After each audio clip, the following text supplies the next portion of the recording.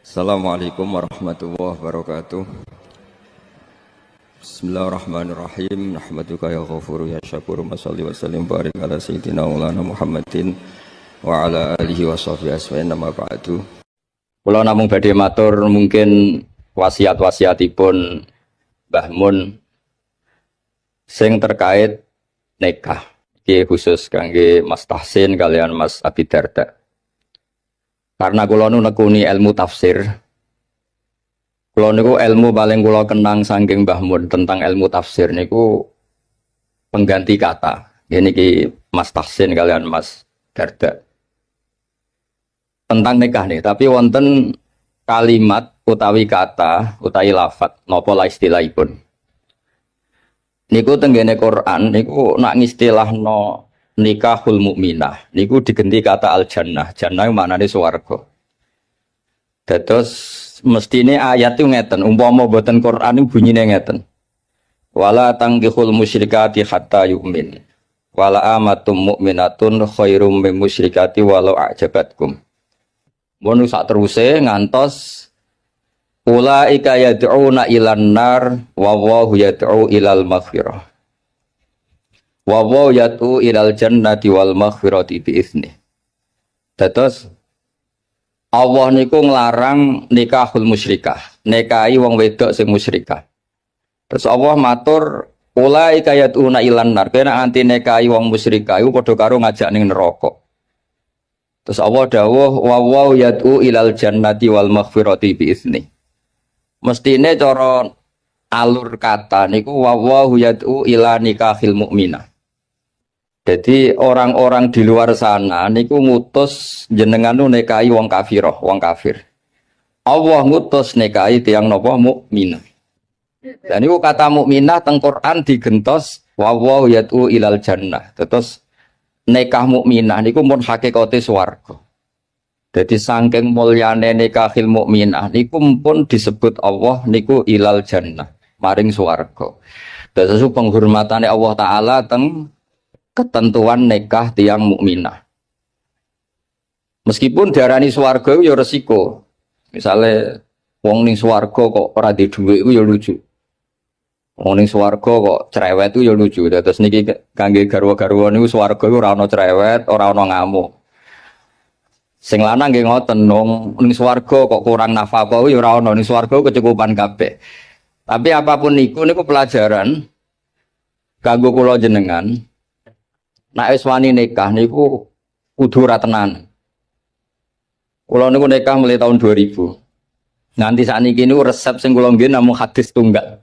Iki krungokno Mas Abi Darda, Mas Tahsin. Ngene niku dawuh Kanjeng Nabi ketika ngandani sahabat Abdurrahman bin Auf, kadang ngandani Jabir beberapa sahabat. Niku dawuh Kanjeng Nabi halla bikron tola ibuha wa tola ibuka. Kowe nak nikah iku pokoke mula abah iku dolanan. Sebagian riwayat halla bikron tudhahikuka wa tudhahikuha. Kowe rabi prawan, kowe ya guyu, dekne ya guyu. Sebagian riwayat halla bikron tuda ibuha wa tuda ibuka. Dados semua itu mengarah nek wis wani nikah niku kudu wani mula abah. Mula abah iku ora penting, ngomong sing ora penting. Dolanan. Kula ngantos sak mangke niku kula nate teng Jombang, nate teng Putih-Putih niku bojo kula ditakoki tamu niku goleki kula. Ngerti-ngerti ning Jombang, kadang ning Jakarta. Mboten nate pamit. Nggih ra disalah cara adat Jawa ra disalah, tapi berhubung ajarane niku mboten serius, akhirnya nggih mboten salah. Nah, niki ra aneh tapi berkah. Ki nak pamit wong wedok kok kaya Abdu Zaujah cara Mbah Mun kok. Ora pamit itu ya ora sopan, pamit kaya Abdu Zaujah. Ketoke ra sopan mbek budak iku mulya ora sopan. Terus niki mboten nasihat niki cerita mawon, sampean nglakoni nggih monggo, mboten nggih mboten napa-napa. Karena seninya nikah niku pancen mula abah. Mboten penting misalnya Mas Tahsin mikir urip ning sarang apa ning Nganjuk ruwet. Nyai model mubalek apa model dukun ruwet, bangsa diskusi ngoten ruwet. Nak mubalek ya sak monten niku tarife, nak dukun ya sak monten. Apa model wali. Nah, kula nu seneng model wali. Model wali iku wis ora jelas tapi keramat. Terus kula niku mboten nate model mubalek mboten nate, model dukun mboten nate. Model wali pokoke rezeki kok pangeran, sore pasrah pangeran pun beres. Tapi kalau niku percaya hukum akhlak. Mulane kula purun rawuh teng mriki jenengan matur nuwun Pak Zam. Pak Zam niku guru MGS paling lami. Guru mboten nate mas saya, mau diundang guru terus. Murid-muridnya Gus Naji, Gus Ubab mau diundang Kiai, Pak Zam tuh diundang Pak Zam. Terus guru paling nom. Murid-muridnya mau diundang Syekh. Gus Naji ngundang Syekh. Tapi Pak Zam diundang Pak Zam. Sing ra diawet nang kirane nggih kula nganti sakniki jek diundang Gus ora dibejo. Dadi nek salah ya pantes wong isih Gus dereng Kiai. Tapi Gus ku kalah mbek Kiai.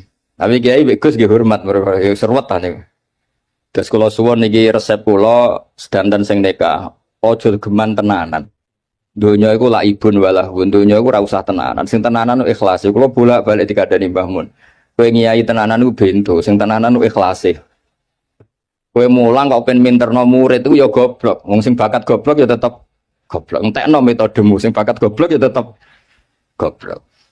Padha wong wedok rata-rata cerewet, entekno nasihatmu gitu tetep cerewet. Yes dianggap nopo ekspresif ngoten. Nak bojomu ngamuk terus banting piring dianggap ekspresif. Memang orang kalau dendam mangkel iku kudu ana ekspresi. Jadi anggap mawon niku ahli acting ngoten mawon, nak ngamuk iku ya tenanan. Dan banting piring ya rasional timbang banting anakmu ada banting piring.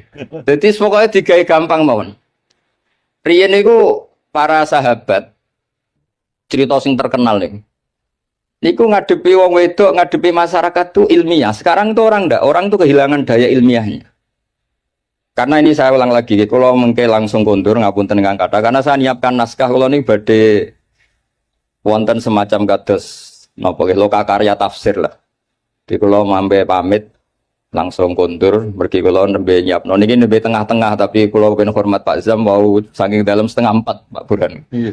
3:30 dini hari lala di papak teng Bojonegoro diriwatno mriki pundi Bu? Temayang dados cepet kalau saged mriki cepet. Kalau tak cerita secara ilmiah.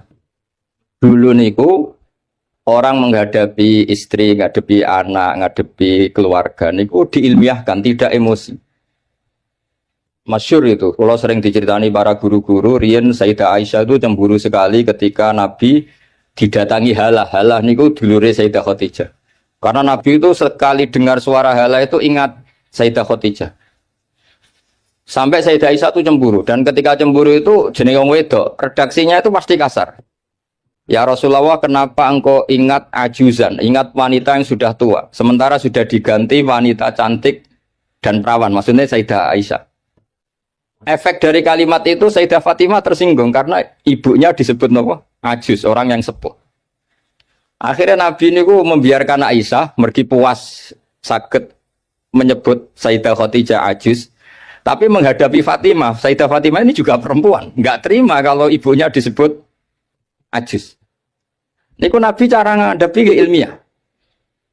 Ya Rasulullah, ajarin saya satu kalimat yang bisa menghentikan Sayyidah Aisyah menghentikan seperti itu. Jawab Nabi geringan oleh jawab Nabi.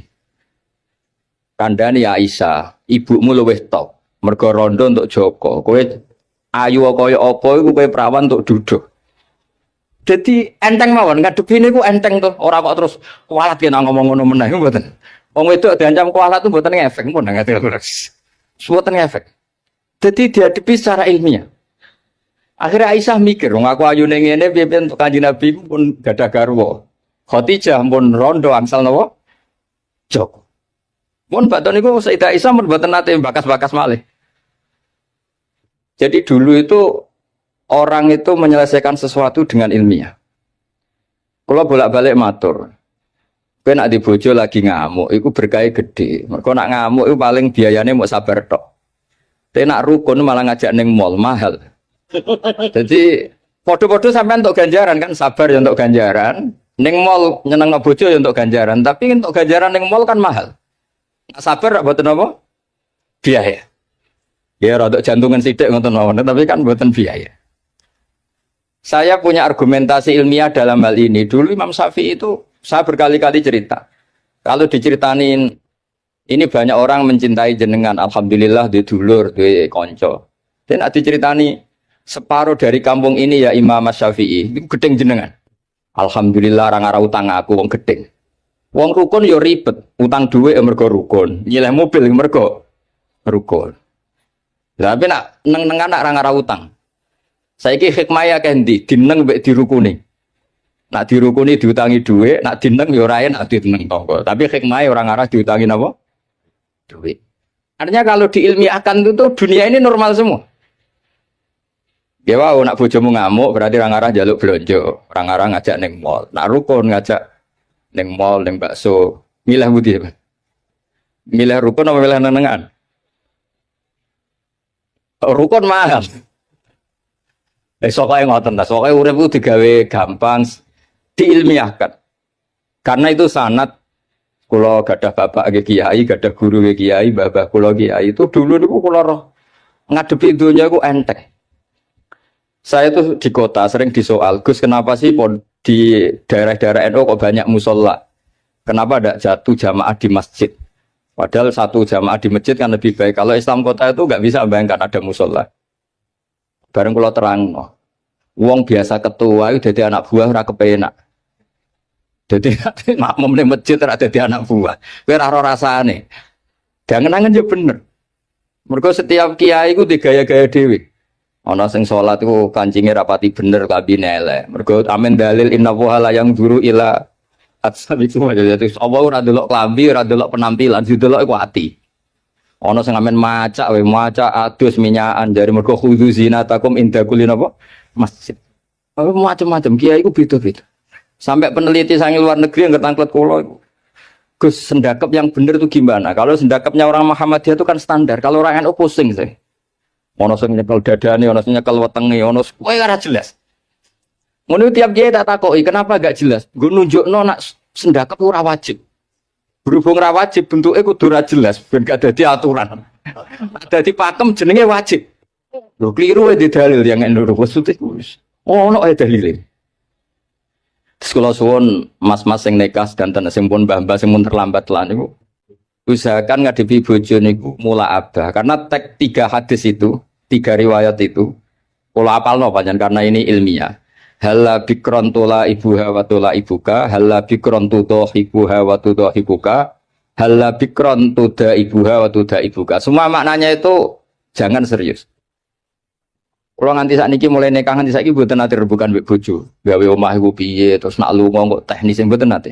Kalau nak lunga kurang 1 jam kadang cerita melok gak, nak melok ya melok ora ya rapuh. Kalau buatan nanti lunga mbek bojo juara. Pikiran gua sederhana, ning omah awor ning lunga awor berarti nak tukaran itu kan ping pindho ning omah tukaran ning perjalanan tukaran. Tapi nak bareng kan ono jedane. Tapi itu teori loh, sampean ndak harus anut tuh, semua orang kan beda-beda. Kalau gak ada kenangan tentang solusi itu, ini kalau kan karena nekuni ilmu, saya akan cerita ilmu. Dulu banyak sahabat kalau ditanya, Sifli wajah Rasulillah, coba ceritakan ke saya bagaimana wajahnya Nabi. Sahabat itu menangis. Saya itu tidak pernah melihat Nabi. Kok bisa? Wong jenengan niku sahabat. Haibatanlah, wa ijlalanlah. Saya ini terlalu menghormati beliau sehingga tidak pernah berani menatap wajah beliau. Tapi banyak sahabat yang karena mencintai Nabi itu melihat Nabi sampai tahu alisnya kayak apa, hidungnya kayak apa. Juga saking mencintai Nabi. Artinya sampai nak seneng bojo itu kadang-kadang ora delok 2 tahun. Wah agak roh eleke.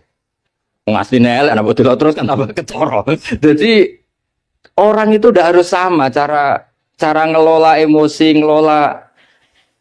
Jadi sebenarnya kalau dunia ini diilmiahkan itu semuanya akan baik-baik saja. Jadi sekolah niku kepengen sak saged-sagede kula. Dewe Mbah Mun wau.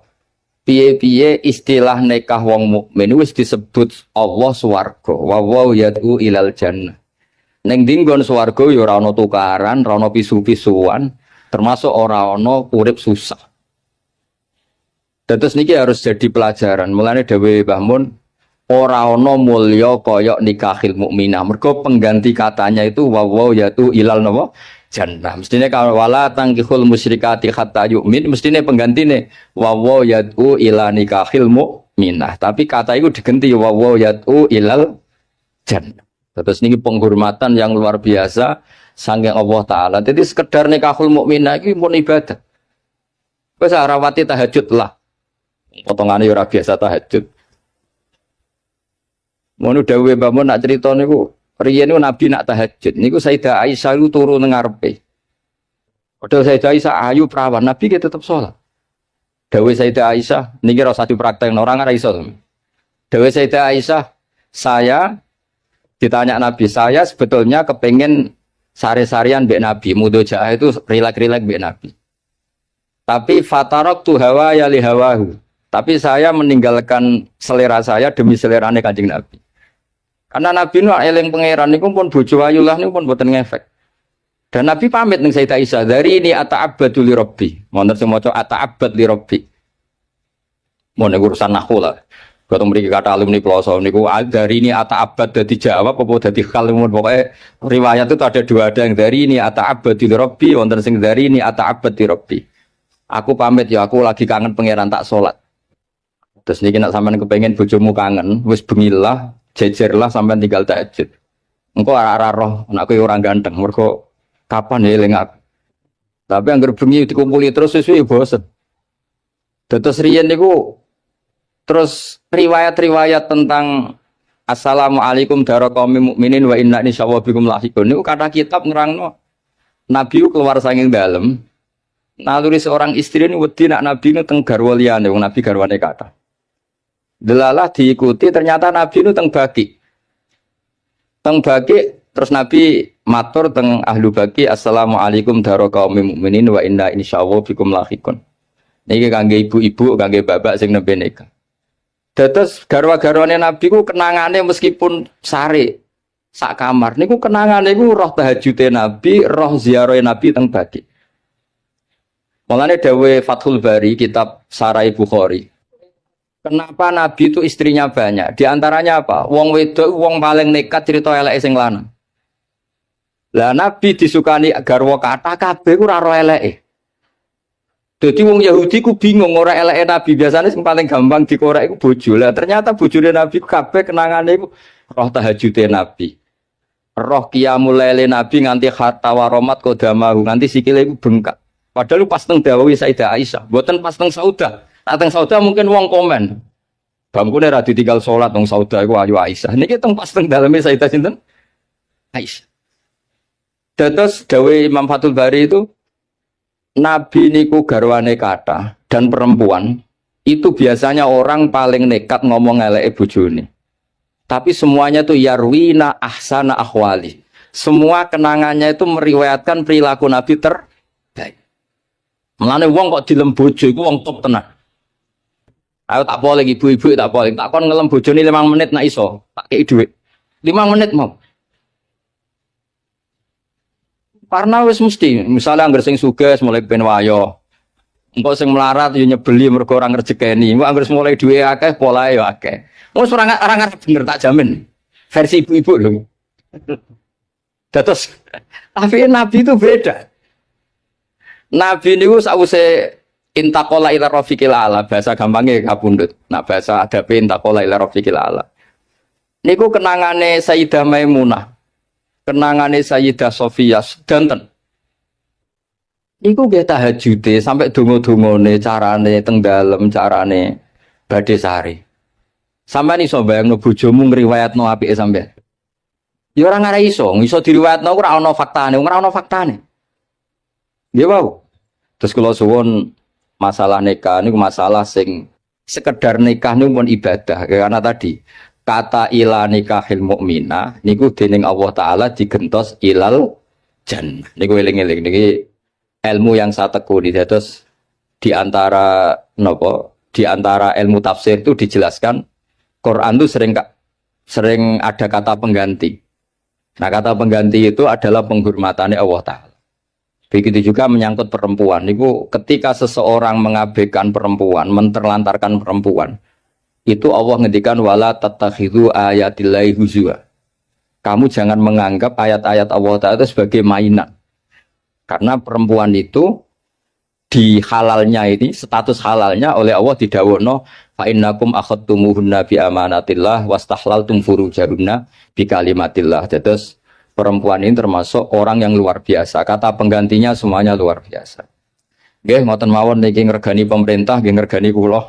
Karena kula ini nembe nulis badhe loka karya tafsir di antara makalah-makalah kula tentang kata pengganti. Nggih wau, pokoke kula suwun sing nikah napa sing pun sepuh sedanten yakinilah bahwa sekedar nikah mukminah niku mun ilal jannah eling-eling. Lah ciri khas swarga iku ora ana tukaran, ora ana kangelan, ora ana debat, pokoknya semuanya nyaman. Nah, di sini pentingnya makalah-makalah baiti jannati omahku iku swargaku. Wong swarga kok tukaran, wong swarga kok ora duwe dhuwit iku ya ora pantes. Tapi ora usah diterusno. Swarga kok bojo elek sing lanang elek wis. Lah niku ora usah diterusno niku. Tapi yang jelas kula matur mboten saged kata-kata wis niku mawon mugi barokah.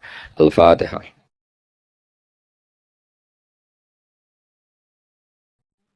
Dulu itu ulama itu ya rileks. Di antara tulisan Syekh Nawawi, saya ini termasuk pengagum Kiai Nawawi karena Kiai Maimun putra Kiai Zubair itu saking senangnya Kiai Nawawi itu naskahnya itu banyak tentang Syekh Nawawi. Dan saya termasuk zuriyah kudus. Saya masih keluarga dengan Raden Asnawi, masih keluarga karena sama-sama zuriyah dari Mbah Asnawi Sepuh. Itu yang akhirnya menikah Nyai Hamdana yang dulu pernah dinikah Syekh Nawawi. Terus Nyai Hamdana itu dulu dengan Syekh Nawawi punya putri namanya Zuhroh. Setelah dengan Raden Asnawi punya anak dinamai Zuhri. Punya zuriyah ada yang namanya Kiai Minan, Kiai Niam, terus punya anak-anak. Di antaranya Kiai Hafid yang jadi menantu keluarga Sarah. Saya kalau boleh cerita, saya ini khatam tafsir Munir itu 3 kali. Dulu ngaji di Sarang 2 kali. Terus belajar sendiri. Terus mentakriri. Takriri itu beri catatan-catatan yang untuk meneguhkan satu tulis ya, atau satu teks, atau satu ibarat yang diinginkan Syekh Nawawi. Saya beri beberapa contoh. Dan ini dipraktekkan di Indonesia. Orang Indonesia itu mesti hafal Fatihah dan semuanya merasa pintar. Itu ya barokahnya Syekh Nawawi karena kata Syekh Nawawi itu semua Quran dikumpulkan di Fatihah. Fatihah itu dikumpulkan di Bismillah. Bismillah itu dikumpulkan di Ba. Ba-nya saja masih dikorting di titiknya saja. Jadi kalau orang bisa titik itu sudah menguasai satu Quran. Karena pikirannya Syekh Nawawi itu semua Quran itu menerangkan tauhid dan tauhid itu dimulai dari Ba. Ba itu bi kana makana wa bi yakunu ma yakun. Jadi karena saya kata Allah yang ada menjadi ada, yang enggak ada juga menjadi akan ada kalau Allah menghendaki wujud. Sehingga dulu Syekh Nawawi itu sudah sukses membuat pikiran kita itu rileks. Kalau enggak bisa Quran semuanya ya Fatihah. Kalau Fatihah enggak bisa ya baca bismillah. Setidaknya orang Islam itu enggak boleh tercerabut dari Quran. Sehingga saya kalau baca teks-teksnya Syekh Nawawi itu punya pengaruh besar di cara pandang kiai-kiai Indonesia. Di antara yang paling monumental dan setelah ini saya akan tidak menambahi juga tidak mengurangi adalah Syekh Nawawi cara menganalisis surat Ar-Rum. Di Indonesia itu menerima faham beragama, tapi tidak menerima faham ateis. Itu dulu zaman Rasulullah SAW sugeng, itu ada kekuatan besar yaitu Romawi dan Persia. Singkat cerita, Persia ini tanpa nabi, tanpa kitab suci, yang Romawi ini punya nabi dan punya kitab suci. Meskipun versi mereka. Ketika orang Persia mengalahkan Romawi, itu nabi terus dicibir, diolok-olok sama orang kafir Mekah. Muhammad, kawan kamu yang punya kekuatan langit, maksudnya punya kitab suci, ternyata kalah. Paling kamu juga kalah dengan kita yang tanpa pegangan langit. Nabi itu susahnya minta ampun. Karena Nabi tidak bisa membayangkan kalau kehidupan manusia itu tidak dipandu agama, tidak dipandu kitab suci. Meskipun zaman itu ya Romawi itu tidak Islam. Kemudian kata Nabi diberitahu Allah Ta'ala antara 3 sampai 9 tahun pasti Romawi akan mengalahkan Persia. Dan itu enggak dianggap kemenangan Romawi mengalahkan Persia, tapi menangnya ahli kitab, orang yang berpegangan kitab suci mengalahkan orang yang tidak berpegangan kitab suci. Dan saat itu Allah ngendikan wa yauma idzi yafrahul mu'minun, di hari kemenangan Romawi mengalahkan Persia atau kemenangan ahli kitab terhadap non ahli kitab, itu orang mukmin itu senang sekali. Sangat senang. Ini saya baca di tagnya Syekh Nawawi supaya di sini Anda tidak mendengarkan pendapat saya, memang benar-benar mendengarkan apa yang dikatakan Syekh Nawawi. Saya baca tidak. Ya niru-niru Kiai Ma'ruf. Tadi beliau masih ngetikan secara fasih, ngetikan usul fikih, kaidah fikih. Karena ilmu beliau dengan kita ini bersanad yang sama. Dulu ngaji Mbak Karim yang ngaji Mbak Hashim. Jadi Mbak Hashim ngaji Syekh Khalil. Kalau saya lewat sanad kudus ya diantaranya saya lewat Syekh Nawawi Al-Bantani. Nanti saya baca beberapa sanad Syekh Nawawi. Kata Syekh Nawawi Al-Bantani, beliau ngendikan wa yauma idzi yafrahul mu'minuna bi nasrillah wa yauma idz yahlibur rumu ala farisa yafrahul mu'minuna bi taghlibillah man lahu kitabun ala man la kitabalah wa yafrahuna bi walafatihim al musyrikina bi badrin. Jadi bangsa Indonesia itu terbiasa berkawan sama orang yang beragama, tapi tidak biasa berkawan dengan orang-orang yang tidak beragama. Itu karena Imam Nawawi mengatakan, Syekh Nawawi, wanak tubuh maqaddamu atharuhum, pikiran besar Syekh Nawawi adalah ketika orang Romawi mengalahkan Persia, itu cara berpikir Imam Nawawi itu mengalahkannya orang yang berkitab, mengalahkan yang tidak. Jadi ini bukan pendapat saya, juga bukan pendapat siapapun, tapi murni saya baca teks yang dari Syekh Nawawi. Sehingga kita secara psikologi, kita ini kan misalnya saya aja lah contohnya. Misalnya saya miskin, ada petinju, orang miskin kulit hitam bersama orang kaya. Kalau yang menang yang miskin tuh ikut senang, padahal ya tidak ikut menang. Karena kayak terwakili. Kan. Dulu kata Syekh Nawawi, itu juga pikirannya begitu. Ini saya baca ini kata Syekh Nawawi. Misalnya seperti itu zaman itu. Wa sababu nuzuli hadil ayat annahu kana baina Faris war Rum qitalun. Wa kana al-musyrikun yawadduna an taghliba Farisu ar-Ruma. Di anna Faris kana majusian ummiyin wal muslimuna yawadduna ghalabatar Rum ala Faris liqaunihim ahlal kitab. Jadi dulu itu kata Syekh Nawawi, pikirannya orang Islam, boyo yang menang itu ahli kitab, karena sama-sama punya agama, punya peradaban. Jangan sampai yang menang itu yang tidak punya kitab, tidak punya peradaban.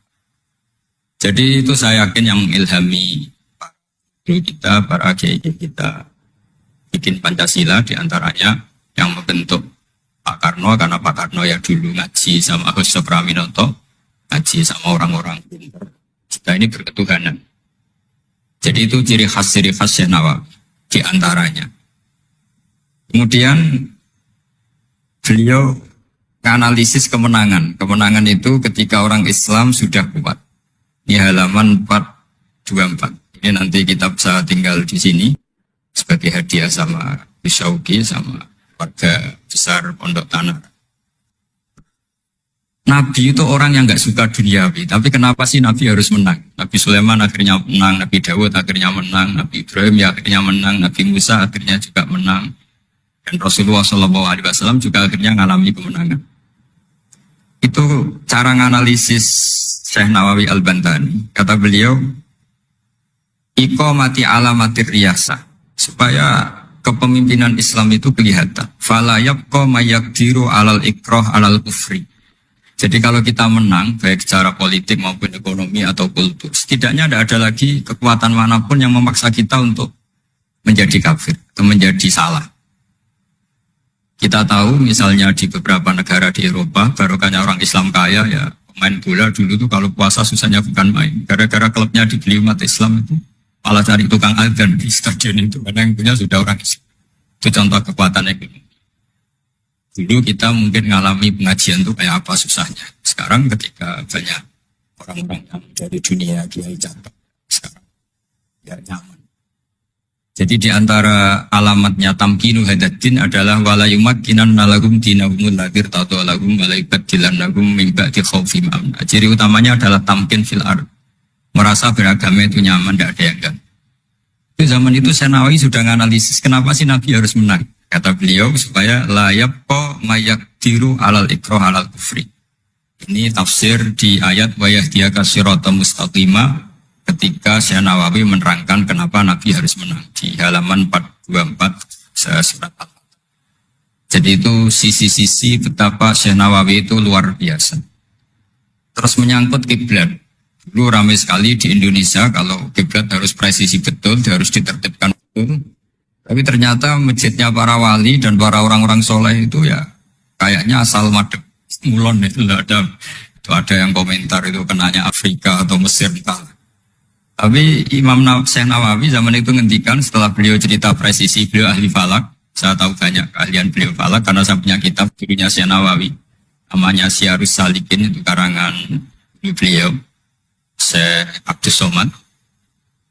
Itu kata beliau, selain menukil pentingnya presisi kiblat, tapi beliau tetap menukil itu ngutip. Waruwiya an Ibni Abbasin annahu qol al-baitu kiblatun li ahlil masjid, wal masjid kiblatun li ahlil haram, wal haram kiblatun li ahlil masyriq wal maghrib.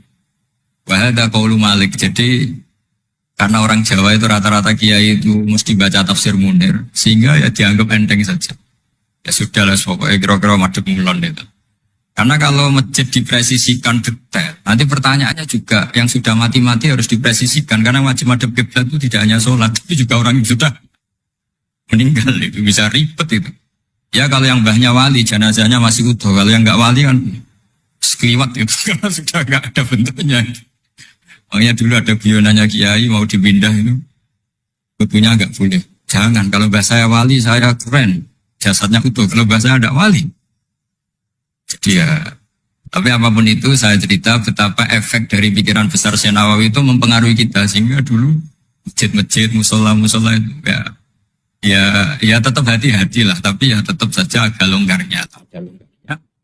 Nah beliau tetap mengutip wal haram kiblatun lil ahlil masyriq wal maghrib. Jadi tidak hanya Mekah dengan makna Ka'bah atau dengan makna Masjid Haram, tapi semua tanah. Dan itu bisa 25 atau 20 kilo persegi. Kemudian ini biar benar-benar halnya Syekh Nawawi. Jadi saya tidak cerita pikiran saya, tapi murni cerita Syekh Nawawi, murni cerita Syekh Nawawi. Saya punya naskah banyak karena memang saya nekuni betul. Saya khatam, kalau nggak 3 kali saya khatam tafsir Munir. Ketika beliau menafsirkan fa inna hizballahumul ghalibun, ini favorit saya di Syekh Nawawi. Pasukan Allah itu pasti menang, ya. Pasukan Allah itu pasti menang. Tapi beliau dengan unik menjelaskan, ini supaya benar-benar Syekh Nawawi ya, tidak menambahkan, tidak mengurangi. Di halaman 278. Jadi ngaji pakai kitab itu untungnya 2. 1 mengutip, 2 terus gak usah mikir gitu. Jadi baru saya mikir nanti salah di depan orang-orang pinter, malah sakit atau goblok gitu. Jadi kalau nukil kan aman. Paling salahnya salah baca. Kayaknya enggak, saya pernah ngaji 3 kali. Kayaknya enggak, tapi kalau misalnya salah itu apa. Bismillahirrahmanirrahim. Fa inna hizballahumul ghalibun. Syekh Nawawi wa may yattakhidum terus hum al-ghalibuna ala a'daihim bil hujjah fa innaha mustamirratun abadan amma bisolah wa daulah faqad dighlabun. Ini termasuk yang unik dari Syekh Nawawi. Kata beliau, Islam itu akan selalu menang secara argumentatif. Ada sekolah perbandingan agama, ada kajian agama. Asal yang dikaji Islam ya, bukan orangnya. Kalau orangnya ya macam-macam. Itu pasti argumentasinya itu meyakinkan karena hujah bahwa Allah itu satu, bahwa kita harus berakhlak, kita harus meninggalkan narkoba, harus meninggalkan perzinahan. Itu argumentasinya mantap, secara uluhiyah mantap, secara sosial juga mantap. Tapi kalau secara kekuatan politik mungkin akan selalu ada, meskipun inginnya kita tidak ada, orang-orang Islam yang minoritas di negaranya, atau dengan tanda kutip tertindas di negara. Zaman itu Syekh Nawawi sudah ngendikan, yang pasti menang itu bil hujjah fa innaha mustamirratun abadan. Ini di halaman 278. Amma bisolah wa daulah fatadizatun. Kalau kekuatan struktural negara atau politik atau ekonomi, ya namanya hukum sosial ya kadang kalah. Dan itu dibuktikan secara lahir. Dulu Rasulullah itu pernah kalah di perang Uhud secara lahir. Ya karena itu fisik. Tapi kalau argumentasi logika Islam itu tetap kul falillahil hujjatul baligh. Logika Islam adalah logika yang kelima. Saya kalau didatangi beberapa dosen dari Jogja, saya sering cerita. Logika Islam yang paling kelima itu diantaranya saya sering memberi contoh. Ini misalnya saya megang kertas, ini besi. Pasti orang itu bilang besi sama kertas itu kuat besi. Tapi Anda salah. Secara materi memang besi lebih kuat ketimbang kertas. Tapi masalahnya yang mengendalikan saya ingin menghancurkan besi, sementara ingin menyimpan. Artinya Islam itu mengajarkan kita itu kabeh biadillah. Apa artinya besi kalau di bawah rencana dihancurkan? Apa lemahnya kertas ketika rencananya diabadikan? Nah, ini pentingnya Islam. Artinya apa? Ketika Islam bilang al-amru biadillah, itu tidak bisa ditawar. Meskipun apapun kekuatannya tetap menang Allah. Seperti tadi, saya megang besi sama megang kertas. Orang tak tanya pasti bilang kuat besi. Tapi kata saya, ada keliru. Karena saya punya rencana menghancurkan besi, mengabadikan kertas. Artinya Islam itu mengajari tadi seperti yang dikatakan Kiai Ma'ruf, la haula wala quwata illa billah. Apapun ilmu kita harus digarisbawahi secara materi kuat besi, secara materi kertas lebih rentan. Tapi harus ditambahin, tapi hakikatnya terserah yang mengendalikan. Jadi di sini Islam mensifati Allah biyadihi malakutu kulli syai'. Ya terserah Allah. Jadi teori la haula wala quwata illa billah itu tidak perlu diperbandingkan atau diperbenturkan dengan teori usaha. Kalau ada penyakit ya kita usaha. Ada di kitab Ihya, di kitab Dawa itu diterangkan Nabi Musa itu pernah sakit karena beliau merasa dekat sama Allah itu gak berobat, tambah sakit, tambah dikasih nasihat. Para dokter tetap gak mau berobat. Akhirnya Allah sendiri yang ngasih tahu, udah kamu berobat saja. Bukankah terserah jenengan Gusti? Terus kata Allah, apa kamu mau bilang saya bikin sesuatu itu udah ada gunanya? Masa Allah bikin jahe ditanya, apa betul Gusti ini menghalalkan badan? Saya tidak tahu. Saya bikin juga agak jelas. Kan nggak mungkin seperti itu. Tetap kata Allah, fa'ena atau hikmati. Lalu hikmah saya bikin sesuatu dengan fungsi tertentu, lalu gunanya apa? Kalau semuanya tidak ada gunanya. Semenjak itu Nabi bisa percaya atau mau ikhtiar dengan obat. Tapi obat saja tidak cukup. Al-amru biyadillah. Saya sering kalau ngaji bilang, kita takut COVID, ternyata nyuwun sewu mati kita kecelakaan. Kita takut penyakit tertentu membunuh, ternyata mati kita kesetrum listrik. Tetap kita butuh tawakal. Meskipun bersamaan dengan itu, tetap ada usaha melawan COVID, ingin menghilangkan penyakit-penyakit. Tapi tetap al-amru biyadillah. Sehingga ada keserasian syariat dan keserasian hakikat. Tapi saya pastikan Syekh Nawawi ini memang luar biasa. Jadi beliau menghentikan banyak hal yang menurut saya itu luar biasa. Jadi saya mengkaji Tafsir Munir itu di antara khas-khas beliau adalah beliau bisa cerita tentang tentang kekuatan-kekuatan Allah Ta'ala dengan cara yang rileks. Kemudian kenapa kiai-kiai Indonesia itu ngadepi orang fasik itu tenang, tidak langsung antipati seakan-akan fasik selamanya. Yang soleh juga tidak jumawa seakan-akan soleh sampai mati. Karena kata saya Nawawi itu ketika menafsirkan wa yu'adzibal munafiqina insya'a aw yatub. Namanya hukum sosial sudah saja yang sekarang fasik suatu saat soleh, yang sedang soleh suatu saat fasik. Karena Allah itu bisa saja merubah. Orang munafik yang kayak apa biadabnya, kayak apa salahnya, itu Allah ketika cerita tentang dirinya wa yu'adzibal munafiqina insya'a. Muhasabah itu sudah jadi perilaku ya. Karena dulu orang tua saya, guru-guru saya kalau ngandani itu, bayangkan kalau kamu jadi dia. Jadi misalnya kita mentang-mentang atasan, otoriter sama bawahan. Bayangkan kalau kamu jadi yang bawahan itu kayak apa? Laukun tamakanah, kalau orang Arab bilang, bayangkan kalau kamu di posisi dia. Makanya guyonannya orang-orang Indonesia itu kan orang ngaramkan judi gitu, bareng dikasih tahu. Tapi yang menang anak jenengan, alhamdulillah. Ternyata ngaramkan itu karena ada anaknya. Kalau anaknya yang menang ya seneng. Meskipun itu guyonan, tapi saya punya padanan itu dalam kitab Hikam. Nabi Ibrahim itu Khalilur Rahman, tentu bencinya minta ampun sama yang namanya maksiat. Suatu saat beliau diterbangkan di alam malakut. Itu kalau di Hikam saya halaman 15 juga. Saya masih ingat betul. Mungkin kalau Anda beda halaman karena beda cetakan. Atau nggak punya kitabnya. Atau punya tapi tidak bisa baca. Nah itu jadi berbagai kemungkinan. Atau punya tidak bisa baca tapi dianggap jimat. Atau digo pencitraan, banyak itu kaji-kaji tidak bisa baca kitab tapi di ruang tamunya kitabnya besar-besar. Pencitraan itu, tapi ya bagus lah, nggak apa-apa untuk syiar. Setelah diterbangkan di alam malakut, diperlihatkan sama Allah, ada orang pezina, ada orang syaribul khomri, ada orang mabuk, ada orang macam-macam. Allah tanya sama Nabi Ibrahim, bagaimana pendapat kamu Ibrahim tentang mereka yang maksiat? Kata Nabi Ibrahim, ya Allah habisi saja mereka, mereka hidup di bumi engkau, makan rezeki engkau, kemudian mereka tidak taat sama engkau. Singkat cerita di fase itu, saya ulang lagi di fase itu, Allah nurutin. Sampai sekian peristiwa, mungkin 3 atau 4. Sudah, setelah sekian tahun Nabi Ibrahim lupa peristiwa itu, kemudian beliau diminta menyembelih anaknya. Ini versi kitab Hikam. Memang versinya banyak tentang kenapa Nabi Ibrahim disuruh menyembelih anaknya. Ketika mau menyembelih anaknya, Nabi Ibrahim ragu. Huwa samratu fuadi. Anak saya ini buah hati saya, kenapa engkau suruh menyembelih? Terus kata Allah, apa kamu tidak ingat ketika kamu saya angkat di alam malakut, kemudian kamu usul bunuh-bunuh, saya tidak mempertimbangkan usul Anda, tapi kenapa sekarang saya merintahkan kamu mikir gitu? Terus, ya karena ini anak saya ya Allah. Terus kata Allah, rumang samu wong sumpukon mata ini gak gawean kau sing gawe kowe enak wae usul mata ini. Jadi sebenarnya saya yang bikin, kemudian Anda enak aja usul membunuh.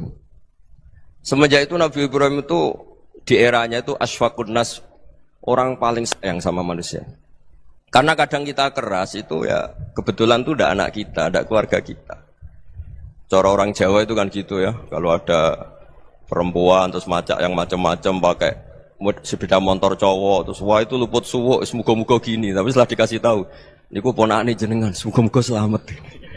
Jadi jangan-jangan kemarin ahli ma'asi itu kebetulan tuh tidak keluarga kita. Kalau keluarga kita yang pernah salah pada kita, semangat kita mintakan maaf. Jangan-jangan kita didikte hukum sosial gitu. Jadi orang yang salah, kebetulan tuh orang yang menservis kita. Atau keluarga kita, atau orang dekat kita. Jangan-jangan semangat kita mintakan ampun. Tapi kalau sama orang lain, kebetulan musuh kita semangatnya minta itu kena azab. Nah ini yang nggak boleh dalam Islam. Islam mengajarkan niru Rasulullah SAW, Nabi itu rahmatal lil alamin. Bahkan kemarin saya ngaji virtual sama beberapa habaib, ada Habib Ali Al-Jufri dari Mesir, ya, ada Habib Alwi dari Kuitang, ada Habib Nabil Al-Musawa. Dari sekian habaib itu saya masih ingat diantaranya yang didawuhkan rahmatan lil alamin itu ketika Nabi adahu kaumuh, disakiti oleh kaumnya, dan itu mereka masih kafir semua. Itu mereka dapat doanya Nabi, Allah mahdi qaumi fa innahum la ya'lamun. Kayak apa baiknya Nabi, orang yang menyakiti, yang melukai, tapi Nabi masih berdoa, Allah mahdi qaumi fa innahum la ya'lamun. Sayyidina Umar dapat doanya Nabi itu ya khina kana kafiran, ketika masih kafir didoakan. Allahumma a'izzal Islam bi Umar. Itu ketika masih kafir. Itu pelajaran bagi kita bahwa yang sedang tidak cocok pun itu dapat doa kita. Ya doa supaya kondisi kita baik, hari tambah baik. Karena agama ini, saya berkali-kali bilang, limangka nayarjuwa hawal yawmal akhir. Agama ini diperuntukkan bagi yang selalu punya harapan pada Allah Subhanahu wa Ta'ala. Saya cerita muhasabah ini tentang hubungan kita dengan Allah. Di Indonesia itu banyak orang fasik, banyak orang nakal. Ya di mana-mana orang nakal itu ya mayoritas, wa aksaruhum fasikun. Tapi berkahnya harapan. Mungkin saya kira nakal sok benda, mungkin saya kira sholat sok ben sholat, mungkin sekarang belum sakhok, belum dermawan, suatu saat dermawan. Barokahnya itu kefasikan ini dianggap sementara, sedang fasik, sedang tidak benar. Karena kiai-kiai kita, para guru-guru kita, para habaib utamanya itu mesti bilang semoga husnul khotimah. Nah barokahnya doa itu, semoga husnul khotimah itu menjadikan satu pola sosial. Yang sedang fasik ini masih diharapkan jadi lebih baik, jadi lebih. Sehingga kita tidak ngambil sikap ekstrim, yang ingin menghabisi atau ingin mengadili, tidak. Karena selalu kita punya harapan. Dan agama ini limangka nerjuwa hawal yawmal akhir. Bayangkan dulu kalau yang nakal itu anak kamu. Pasti kamu nggak ingin kan langsung dapat azab, dapat apa. Padahal kita semua jadi tokoh ini abul kulli, bapak dari semuanya. Sehingga ketika Rasulullah SAW jalan-jalan kemudian melihat perempuan sedang menyalakan api. Kalau apinya mati ditiup, anaknya dijauhkan. Nanti kalau sudah jauh dari api, anaknya digendong lagi. Terus kata Rasulullah, matur ke semua sahabat, "Ara'aitum anna hadhihi tarihatan waladaha 'alan nar?" Apa kamu berpendapat bahwa perempuan ini akan melemparkan anaknya ke neraka? Tidak ya Rasulullah. Tidak akan seorang ibu melemparkan anaknya ke api. Terus kata Rasulullah, Allahu arhamu min hadhihi biwaladiha. Allah lebih rahman, lebih rahim dibanding orang tua ini kepada anaknya. Ini yang harus kita kenalkan terus, kita kampanyakan terus supaya orang hubungannya dengan Allah itu nyaman, asik. Sehingga dengan demikian selalu ada harapan bahwa yang sedang nakal ini suatu saat tobat. Kita tidak boleh menghukumi pasti begini, pasti gini, itu tidak wilayah kita. Itu juga yang dicontohkan Rasulullah SAW. Secara lahir Nabi itu nggak berkenan sama Wahsy, karena Wahsy itu salahnya salah fatal karena membunuh ahabban nasi ila Rasulillah, yaitu membunuh Said Hamzah. Jadi ketika Wahsy tobat, Nabi itu nerima tobatnya. Dan ketika beliau dengan basariyahnya agak siap ketemu Wahsy karena harus ingat Sayyid Hamzah, basariyahnya diturutin. Oke, kamu iman, saya turutin, tapi jangan sering ketemu saya. Karena kalau ketemu kamu, saya masih ingat sama paman saya, Sayyid Hamzah. Kita bisa ngelola seperti itu. Kita tidak cocok sama orang, bagaimanapun mereka umat Rasulullah SAW, kita tetap mencintai mereka. Misalnya kalau beda agama, mereka sama-sama orang Indonesia, kita mencintai mereka atas nama warga Indonesia. Tapi kalau misalnya potongannya ora cocok, beda kultur, bawaannya itu mangkelno cara Jawa, ya bisa diilmoni, jangan ketemu. Wong sudah tidak cocok, ini ketemu nyari solusi, roh ini tok seneng itu kan ya repot itu. Ya sudah kalau nggak pati cocok ya jangan sering ketemu. Dan itu kita bisa memanage seperti itu tuh bisa. Saya berkali-kali cerita tentang Imam Syafi'i. Kalau dikasih tahu ya Imam Abu Abdillah, panggilannya Imam Syafi'i, tetangga Anda ini ternyata banyak yang nggak senang Anda. Jawabnya beliau senang. Ya bagus kalau nggak senang saya, ndak utang saya katanya. Jadi gara-gara sampean seneng aku ngatur aku ini kan. Dan mungkin sampean ra seneng kan ya enak. Jadi hidup itu dianggap happy. Kalau seneng ya teman silaturahim, kalau nggak seneng ya nggak bakal utang gitu. Baru kairan seneng itu nggak ganggu. Gitu. Jadi dulu itu orang bisa ngelola seneng nggak seneng itu bisa. Karena ada kearifan hubungan dengan Allah Subhanahu wa Ta'ala. Hidupnya selesai karena masyghul bi dzikrillah. Mereka sibuk dengan Allah. Makanya kata ulama-ulama tasawuf, kamu jangan melihat manusia perilakunya, tapi kamu juga harus ingat yang gerakkan semua itu Allah Subhanahu wa Ta'ala. Dengan demikian kita faroh, kita senang. Makanya Nabi kalau ngutus Anas bin Malik kemudian enggak kesampaian yang diinginkan karena Anas main, ketika garwa-garwani Nabi agak tersinggung, Nabi andaikan Allah menghendaki yang saya inginkan kesampaian, pasti itu kesampaian. Jadi dianggap kegagalan Anas enggak manggil yang dituju Nabi itu ya kersane Allah, ya enteng saja. Sayyidina Ali lebih parah lagi yang dialamin. Itu dalam beliau kalau dipanggil tuh enggak cepet-cepet ke sana. Ketika ditanya, "Kenapa kamu tak panggil enggak cepet ke saya?" "Amin tu ukubatak." Karena aku tahu engkau orang baik. Orang baik itu pemaaf. Jadi makanya orang-orang soleh dulu itu bodoni itu. Makanya sekarang kalau ada orang bodoni itu mesti dibidik orang soleh. Kalau orang-orang soleh itu kakean husnudzon akhirnya sering dibodonin. Abdul bin Umar itu masyhur itu. Kalau ada budaknya sering sholat, sergap sholat itu dimerdekakan. Akhirnya enggak sholat pun pura-pura sholat. Akhirnya juga dimerdekakan.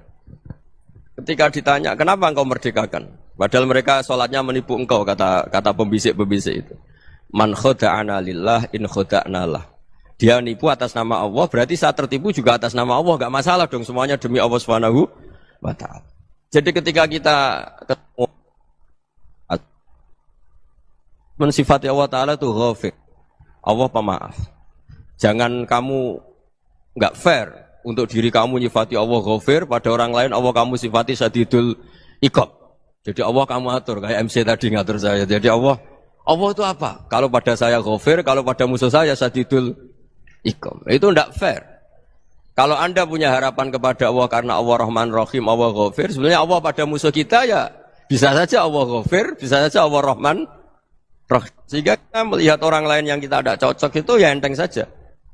Itu min ummati Rasulillah sing tanaluhu syafa'atu, tanaluhu sa'atu rahmati, tanaluhu fair. Jangan dengan kita kayak mesti dapat rahmat.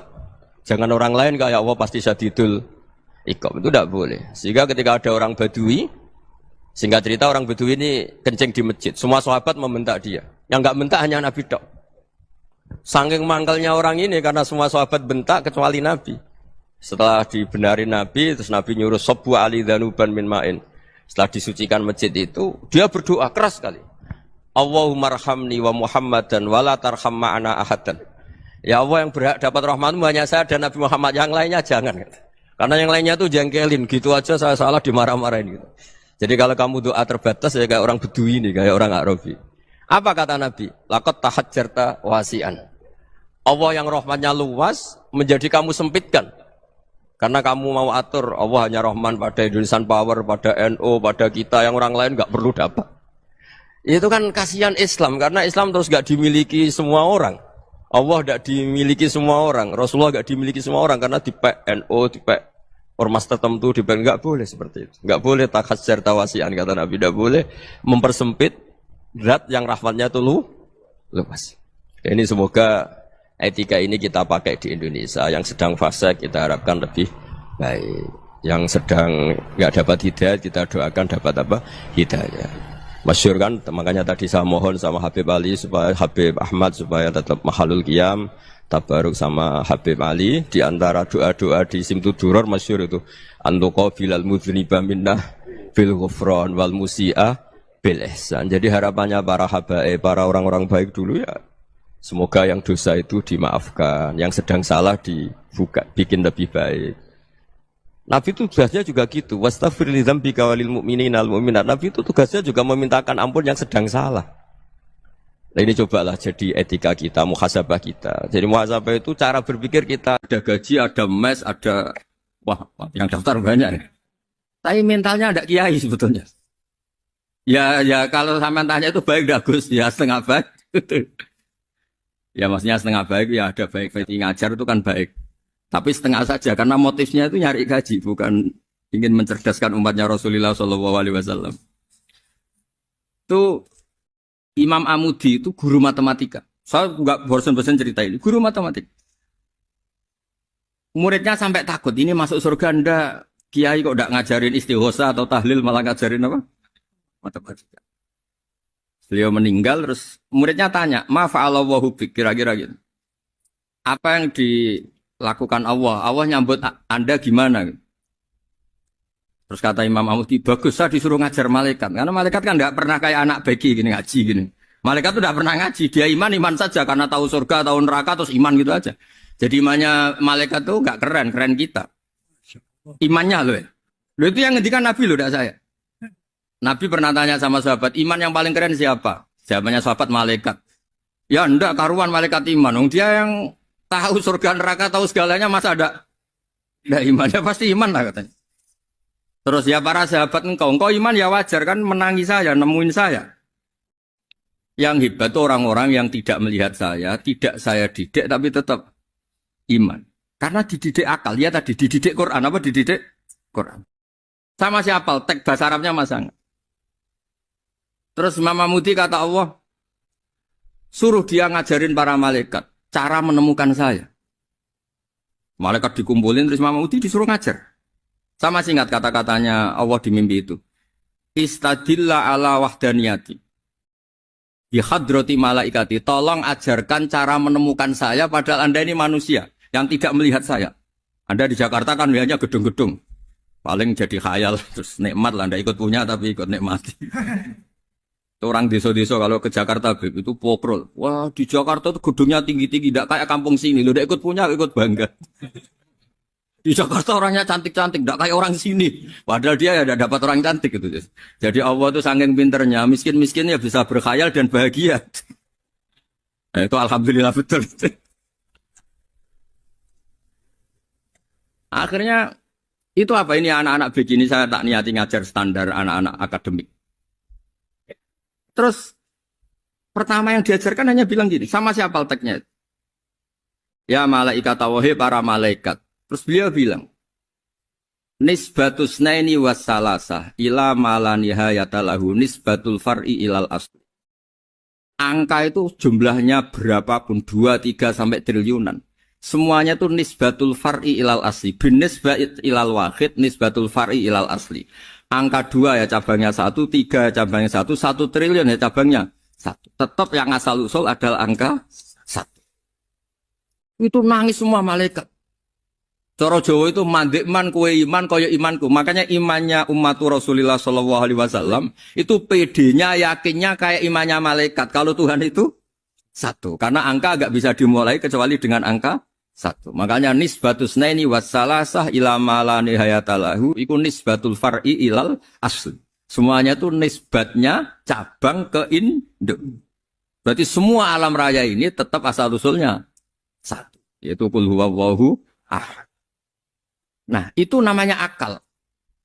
Umatnya Rasulullah itu ditinggali mukjizat akal lewat panduan Quran, sehingga meskipun kita tidak menangi Rasulullah, tidak menangi sahabat, kita tidak tahu malaikat Jibril, tapi cara iman kita ini tidak kalah keren. Yakin hakul, yakin. Terus kedua, gambar. Kamu gambar rumah, gambar hewan, gambar apa saja, mesti dimulai satu titik. Entah gambar kamu bagus, entah jelek, tetap dimulai satu titik. Nah, titik ini namanya nuktotul wujud. Semua alam raya dimulai dari satu titik, yaitu nuktotil wujud.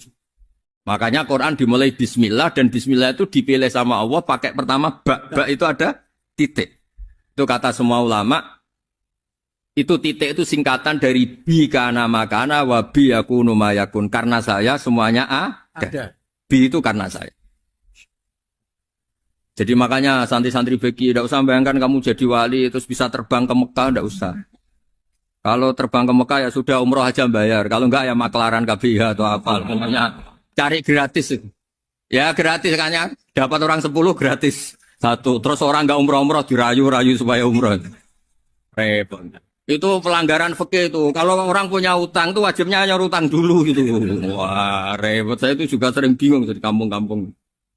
Gus sama umroh. Kenapa? Dapat gratisan. Minta uang saja buat nyaur utang. Enggak boleh. Wah, secara fikih yang wajib itu nyaur utang bukan umroh. Enggak boleh Gus diminta uang, enggak boleh, harus umroh. Udah gitu saya ini bingung Gus mau umroh. Enggak nikmati. Kenapa? Disuruh ngajar Gus. Repot semua kalau ibadah mergawe ya gini bingung semua. Ya saya mohon anak-anak BK semua yang seneng Quran itu harus seneng sampai kayak saya sehingga tahu mencari Tuhan dengan cara tauhid yang berbasis akal. Itu sedzahir imannya malaikat. Jika di klasmen iman itu manusia ulul ilmi, kita-kita yang nekuni ilmu itu nomor satu prakteknya. Karena nomor satu itu Allah karuan kan, syahidah wa, Allah kan gak tertandingi, syahidah wa annahu la ilaha illallah, terus wal malaikatu. Malaikat kan karuan karena langsung menyaksikan surga, dan ketiga apa? Wa ulul ilmi. Berarti prakteknya kan nomor satu. Kalau kompetitornya semuanya manusia, ulul ilmi nomor berapa? Satu kan? Nah nomor tiga kan dari Allah, malaikat, ulul ilm. Berarti kalau kompetisinya antar manusia nomor berapa? Satu kan? Nah kenapa ulul ilmi di nomor tiga kan tapi dari Allah, malaikat, ulul. Kerennya kayak apa? Karena cara iman ulul ilmi itu enggak ada ragunya sama sekali. Kamu ragu enggak kalau dua itu cabang dari satu, asalnya satu? Enggak pernah kan ragu kan? Semua gambar seruat apapun dimulai dari satu titik, ragu enggak? Enggak kan? Nah, imannya umatnya Nabi karena dipandu oleh Quran itu seyakin itu, sehakul yakin itu. Nah, itu terus Jubair bin Mut'im jadi iman. Am khuliqu min ghairi syai'in am humul khaliq. Terus kata Allah lagi, kalau kamu tidak percaya saya yang bikin langit bumi ya gampang dong, kamu saja yang ngomong kalau kamu yang bikin. Paling orang sepakat kamu stres. Terus hanya ayat gitu, am khalaqus samawati wal ardh. Kalau kamu tidak yakin Allah yang bikin, ya silakan Anda klaim saja kalau kamu yang bikin langit bumi. Bala yukinun. Kamu juga gak mau kan dibilang stres. Ya, ini ngaji ilmu dulu, nanti bagian terakhir ijazah. Bismillahirrahmanirrahim. Ini riwayatul Bukhari. Haddatsana Abdullah bin Yusuf, haddatsana Les, haddatsana Sa'id al-Maqburi an-Nabi Hurairah radhiyallahu anhu qala an-Nabiy sallallahu alaihi wasallam. Ma minal anbiya'i nabiyyun illa qad u'tiya minal ayat ma mithluhu amana alaihi al-bashar. Wa innama kana alladhi utituhu wahyan awhahu wa ilayya fa arju an akuna aktsarahum tabi'an yaumal qiyamah. Terus kita tahu semua nabi itu punya mukjizat. Ya, semua nabi itu punya apa? Mukjizat. Mukjizat itu hal yang luar biasa yang memastikan manusia itu tidak bisa menyainginya atau menandinginya. Dan rata-rata mukjizat nabi dulu itu fisik. Misalnya ontanya Nabi Soleh itu kan onta tapi keluar dari batu, itu kan aneh. Aneh sekali. Atau tongkat Nabi Musa bisa simsalabim mengeringkan laut apa? Merah. Semua Nabi itu punya mukjizat dan semuanya berbentuk fisik. Kecuali mukjizatul Rasulullah Shallallahu Alaihi Wasallam itu berupa Al-Quran. Al-Quran itu konsep ilmiah. Terus kata Rasulullah Shallallahu Alaihi Wasallam, tapi saya karena Quran itu justru berharap pengikutku besar dan sampai hari kiamat. Sekarang kita logika ya. Andaikan kamu punya tongkatnya Nabi Musa, kalau kamu suka uang, kepikirannya dijual apa dipakai? Kalau kamu suka uang, pakai. Kalau kamu ahli suudon itu pikirannya ndak, ini asli ndak. Karena yang melihat di Turki itu ya sebagian gitu. Kalau yang suka perdukunan itu bayangkan tuh miliknya. Mungkin dipakai ngakali orang atau apa, pokoknya bayangkan tuh miliknya. Kalau yang kolektor pikirannya itu nanti ini laku berapa. Tapi kalau peneliti mungkin pikirannya itu ini asli apa ndak? Bukti aslinya apa? Repot lah. Lagi pula kalau kamu punya utang terus mau apa? Istri kamu marah mau apa? Kalau pakai tongkat. Nah, beda dengan mukjizatnya Quran itu semuanya apa? Ilmiah. Orang yang sedang harmonis dengan istri bisa pakai ayat di antara ayat-ayat Allah itu apa? Wa ja'ala bainakum mawaddatau warahmah. Nanti kalau ditakdir cerai, saya tidak menyarankan cerai. Kalau ditakdir cerai itu masih dimotivasi sama Allah wa iya tafarraqa yufnillahu kullam min saati. Jika suami istri itu cerai, jangan-jangan suaminya dapat istri lebih baik, istrinya nanti dapat suami lebih baik. Jadi yang masa lalunya dianggap prahara. Kan banyak orang suaminya meninggal ketika nikah lagi ditanya, kangen sama suami pertama, alhamdulillah ini lebih baik. Padahal suaminya yang meninggal itu berharap istrinya ini kangen, ternyata dia sudah syukur dapat suami yang lebih. Jadi Quran itu menunggui kita ila yaumil qiyamah. Kita tidak bunuh diri, itu ya barokahnya Quran. Karena problem apapun kita dinasihati apa sabar, apa dinasihati sabar. Kan nggak mungkin kamu pegang tongkatnya Nabi Musa, punya masalah apa saja ngelihat tongkat, bisa apa tongkat. Tapi kalau Quran kan nasihat, solusi. Makanya Nabi berharap dengan Quran ini, saya berharap pengaruh saya, pengikut saya terbanyak ila yaumil qiyamah. Terus beliau dikomentari begini sama, ini Fathul Bari, sarahnya Bukhari. Al-muradu anna mu'jizatil anbiya inqaradat binqiradi a'sorihim. Falam yushahidha illa man hadaraha. Problem mukjizat nabi-nabi dulu itu kan fisik. Sehingga yang tahu kalau Nabi Soleh punya unta yang ajaib, itu yang tahu ya hanya yang hadir saat itu. Yang tahu kalau tongkat Nabi Musa bertuah, itu juga yang tahu hanya yang hadir saat itu. Selebihnya tahu tongkat ya di museum. Tapi kalau Quran menjadi solusi, menjadi panduan, menjadi pegangan itu ila yaumil qiyamah. Kita beri contoh ya Quran panduan yang paling gampang misalnya begitu. Dulu ini cerita ya.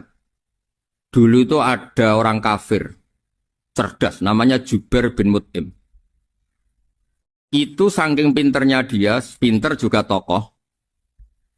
Itu sebagai delegasi pembebasan Asra Badrin. Jadi tawanan-tawanan perang Badar itu mulai dulu ya ada negosiasi mau dibebaskan. Terus orang-orang kafir ini menugaskan namanya Jubair bin siapa? Mut'im. Ini ada di Bukhari. Karena ini ngaji di Jakarta. Kalau orang nggak tahu hadis juga tanya ini sahih enggak gitu. Wong nggak tahu kok tanya itu aneh. Padahal kalau dibodoni itu ya nggak tahu. Tapi ya tetap tanya, hadisnya ini sahih enggak? Ini kata kiai apa kata nabi ini ya? Memangnya kata nabi kamu dengar kan ya lewat kiai. Emang. Setelah itu Jubair itu datang ke Medina. Dengerin, datang ke mana? Medina. Kemudian dengar Nabi baca Wattur pas sholat maghrib. Jubair karena Nabi dulu gak ada hotel, gak ada pondok ya. Pondoknya Nabi hanya sufah itu. Nabi baca maghrib, bukan diskusi, bukan debat. Baca Wattur wa kitabi mastur firrokim mansur wal baitil ma'mur wasaqufil marfu wal bakhril masjur. Terus. Kemudian sampai pada titik ayat am khuliqu min ghairi syai'in. Masa manusia atau alam raya yang maujudat, yang nyata, yang wujud nyata. Kemudian asal-usulnya itu ketiadaan. Ini kan hadhil alam maujud. Alam ini kan nyata. Masa sesuatu yang nyata, penciptanya itu tidak nyata. Jadi nggak mungkin ada faham nihilisme. Kalau faham nihilisme berarti melahirkan teori begini. Al-adamu yakhluqu maujudan. Sesuatu yang tidak ada, menciptakan yang... Itu kan akal nggak bisa nerima. Kalau sesuatu ini ada, penciptanya pasti ada. Terus, akhirnya Jubair bin Mut'im itu simpuh di depan Rasulullah. Terus bilang, ya Muhammad kada qalbi ayatir. Hampir saja hati saya terbang. Kalau riwayatnya Imam Ahmad, faka'an nama sudi qalbi, hati saya ini hancur. Semua teori yang saya bawa untuk ngelawan kamu, sekarang luluh semua, hancur semua. Yang benar adalah teori Anda, bahwa Tuhan itu satu dan Tuhan itu ada sebelum semua makhluk. Coba kalau Nabi Muhammad ada Jubair bin Mut'im terus menyembunyikan tongkat dekat mihrab. Terus dilihat ini apa. Paling pikirannya ini dari kayu apa. Terus yang bentuk tongkat itu tukang pemahatnya siapa? Kok kurang keren kalau di Blitur gimana ya? Kan malah panjang. Kira-kira kalau mukjizat itu dari tongkat itu malah panjang. Panjang lah pokoknya panjang. Lagi pula kamu coba kan nggak ngarah mandi. Itu yang mandi kan nabinya bukan tongkatnya. Coba tongkatnya Nabi Musa coba anak-anak beki itu. Dipakai mukul kucing aja tidak mesti mati itu. Jadi nggak jelas mukjizat-mukjizat seperti itu nggak. Tapi kalau Quran menunggui sampai saking hebatnya Quran, teori rasionalitas, kampanye di mana-mana. Tingkat validitas, tingkat kebenaran Quran itu bahkan bisa diuji tanpa membuktikan. Tanpa apa? Cukup pakai akal. Ya terus saya teruskan. Fala yamurru terus al-murad anna mu'jizatil anbiya in qaradat bi qidari asam wa mu'jizatul Qur'an mustamirratun ila yaumil ya wa kharquhu lil adat fi uslubihi wa balaghatihi wa ikhbarihi bil mawhibat. Terus kata ini yang ngarang Fathul Bari sarahnya Imam Bukhari. Fala yamurru asrun minal a'sar illa wa yadharu fihi syai'un mimma akhbaru bi annahu sayakun yadullu ala sihhati da'wahu. Wa hadza aqwal muhtamilat. Wa takmiluhu fil ladzi ba'da wa qilan ya anal al makna anal mukjizat al madiyah kanat khissiyatan tusyahadu bil absar kana qati soleh wa asa Musa. Mukjizatnya nabi-nabi dulu itu hanya penyembuh, hanya pelengkap, hanya nuruti keinginan mata. Seperti dahsyatnya apa? Laut Merah di sebelah apa dipukul sama tongkatnya Nabi siapa? Itu semuanya itu hanya memanjakan mata. Urusan mata. Terus wow itu. Tapi kalau mukjizatnya Nabi Muhammad itu berdasar akal. Maksudnya berdasar akal nih dengerin ya. Dengerin betul. Ketika Laut Merah terus tersibak kan, wow itu keren kan.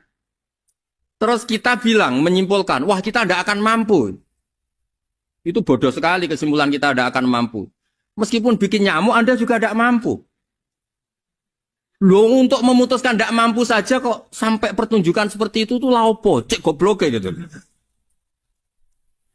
Nah kalau kita karena umat yang pinter untuk memaksa kita nggak mampu, Allah bilang Inna wa la yastahi ayadriba mathalam ma ba'ud. Kita melihat nyamuk langsung berkesimpulan tidak mampu. Saya berkali-kali cerita nyamuk itu sudah kecil, masih punya urat, uratnya kayak apa? Masih punya kuman, kumannya seberapa? Ya enggak? Nyamuk itu kecil, punya organ tubuhnya punya urat. Itu kalau kamu pinter, antara tongkatnya Nabi Musa menyibak Laut Merah sama nyamuk itu sama-sama berkesimpulan melahirkan satu faham bahwa kita tidak. Loh untuk memaksa tidak mampu saja kok nuju pertunjukan ada onta keluar dari batu. Nakotu soleh, ada tongkat yang bisa mengeringkan laut. Cik goblok ya. Lah kita alhamdulillah ada jenis goblok yang seperti ini. Untuk ikrar bahwa Allah itu hebat ala kulli syai'in, cukup lihat nyamuk. Kagum kan? Sudah ada usah bikin hidup. Saya berkali-kali mencontohkan. Para pemahat tak suruh bikin patung gajah itu mampu. Tak suruh bikin patung nyamuk kalau bisa. Nyari materi dari apa? Gampang mana bikin patung gajah sama patung nyamuk? Gajah, makanya Allah bikinnya contoh itu untuk ijaz itu pakai nyamuk, bukan pakai gajah. Itu kalau ustadz-ustadz yang agak jorok malah contohnya nyamuk, Gus. Itu kecil. Itu kayak apa? Di dalamnya dia hamil. Wah, itu anaknya kecil, kecil lagi, telurnya kecil lagi, itu gimana itu cara bikin itu? Makanya di sini ini ada kitab Itqan, itu komentarnya itu lucu. Ini kitab Al-Itqan karangannya Imam Suyuti. Ini persis komentar saya tadi yang kata Imam Suyuti, pengarang kitab Itqan. Wa ya imma khissiyah wa imma akliyah. Jadi mukjizat itu ada yang fisik, bisa dilihat indra, panca indra, bisa dilihat akal. Wa aktsaru mu'jizati Bani Israil kanat khissiyah li baladatihim. Bilada itu goblok. Wakil lati basoirihim. Dasar wong goblok. Mukjizat itu ngenteni sing wow. Maksudnya dasar wong untuk ngakui Allah hebat saja kok nunggu halal yang seperti itu. Paham ya? Mergo likil lati napa aklihim. Wa aksaru mu'jizati hadil ummah akliyatun li farati dzakaihim wa kamali afwahihim. Dan mukjizatnya umat ini semuanya berdasar akal karena sudah cerdas. Jadi andaikan kita melihat tongkatnya Nabi Musa menyibak Laut Merah dengan melihat nyamuk, kesimpulan kita sama. Sama-sama wow, sama-sama keren, sama-sama memastikan kita tidak mampu. Makanya terus Quran menerangkan wa ma min dabatin fil ardi wala ta'iri yatiru bi janahihi illa umamun amsalukum. Jadi keseharian kita lihat burung kok terbang. Itu sudah ayatun min ayatillah. Paham ya? Terus niki itu bangga ditunggoni napa Quran, nggih ditunggoni napa Quran. Wa mu'jizatul Quran tusyahadu bil basirah fayakunu mayatabi'u li ajlihi aksar. Terus li annal ladzi yusyahadu bi aini ra'si yang qaridu bingkiradi musyahidi. Sesuatu yang tampilan dahsyatnya itu disaksikan mata, maka itu bisa habis. Era tongkat Nabi Musa seperti itu habis enggak? Bisa mengeringkan Laut Merah habis kan? Tapi era mukjizatnya Quran ila yaumil qiyamah. Ya contoh sosial, saya kembali lagi ke sosial. Kamu punya teman awet atau punya istri awet, itu konsepnya ya wal kadhiminal ghaidha, gak gampang tersinggung. Coba kalau kamu setiap tersinggung putus, setiap tersinggung habis, kamu tidak punya teman, tidak punya istri. Sampai kita awet seperti ini, kalau kecewa ya wal kadhiminal ghaidha, ngempet. Termasuk saya ini, biasanya ngaji khusus terus baca gini ya kecewa. Tapi barokahnya diwarai Quran wal kadhiminal ghaidha, ngempet Gus, ngempet. Terus kecewa sama teman, kenapa tidak putus? Karena wal afina Aninna sudah kalau kecewa maafkan. Coba kalau kita kecewa presiden demo, kecewa menteri demo, kecewa orang tua minggat. Ya kalau dicari, kalau tidak kan malu. Saya itu punya teman tak tanya, kecewa besar sama bapak itu. Kenapa tidak minggat? Malu. Kenapa malu? Takut gak dicari. Itu orang tuh paling malu itu kalau keluar dari rumah nggak di. Saya punya teman lagi, saya ini takut mati. Kenapa? Takut istri saya tidak nangis. Itu kematian terburuk itu kalau mati tahu istrinya ada nangis, itu malu betul itu. Makanya jangan mati, pokoknya pastikan orang sekeliling ada nangis itu baru berani mati, kalau enggak jangan. Ya jadi mukjizatnya Nabi itu luar biasa. Nah ini terus saya teruskan ya, makanya mukjizat terbesarnya Nabi adalah Al-Quran. Karena Al-Quran itu cerita tentang hukum-hukum akal, cerita tentang logika-logika peradaban. Misalnya logika peradaban, contoh paling gampang. Di Quran itu ada sekian ayat yang Allah cerita peradaban. Misalnya wa ahsinu innallaha yuhibbul muhsinin. Itu dikutip, terus kemudian disimpulkan dalam peradaban. Kata Sayyidina Ali karramallahu wajhah ngendikannya gampang. Ahsin man syi'ta takun amiro. Kamu berbuat baik saja sama seseorang, maka otomatis kamu akan jadi pemimpinnya. Ada orang nggak tamat SD, nggak tamat papa, gobloknya minta ampun. Tapi karena gaji seorang pakar, oh kamu tak gaji 1 bulan 1 miliar, perusahaan saya jadikan besar. Itu dikongkan ngalor ngidul ya nurut. Hanya karena dia ihsan. Terus wastaghni amman syi'ta takun nadhira. Saya ulang lagi. Wastaghni amman syi'ta takun nadhira. Dan kamu jangan butuh orang lain, siapapun dia, maka kamu akan setara Misalnya ada menteri orang antri mau salim, tapi kamu tidak butuh kan tenang saja. Tapi kalau kamu butuh, habis kamu. Iya kan? Kamu tidak butuh seseorang, maka kamu posisinya akan start. Kamu harus sopan karena punya utang jasa. Kalau nggak punya apa-apa kan start. Iya enggak? Misalnya kamu jajar rektor atau jajar menteri, jajar apa saja. Kalau kamu tidak punya utang kan, kamu jajar menteri tidak punya utang. Sama jajar satpam tapi punya utang, takut mana?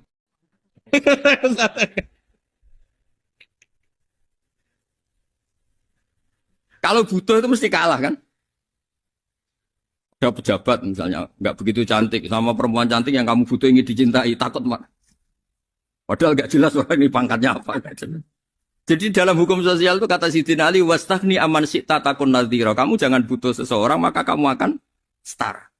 Terus yang terakhir, wahtaj ilaman syi'ta takun asiro. Asiro pakai sin.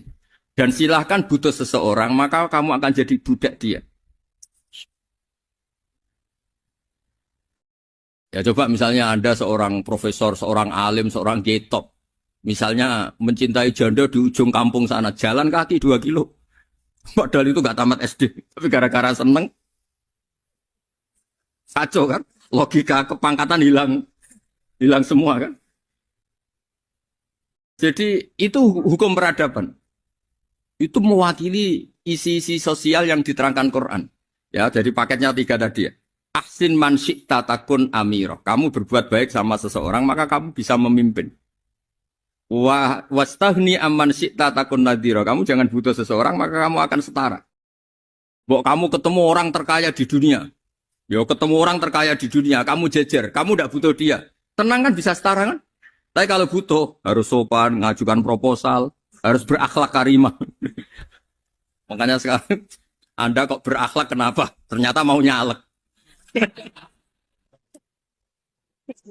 Biasanya Anda berakhlak kok berakhlak. Ada apa ini? Makanya guyonan di Rembang itu Beb Husen itu. Kalau ada orang mendadak sopan sama temannya curiga. Kok tumben sopan? Mau utang ya?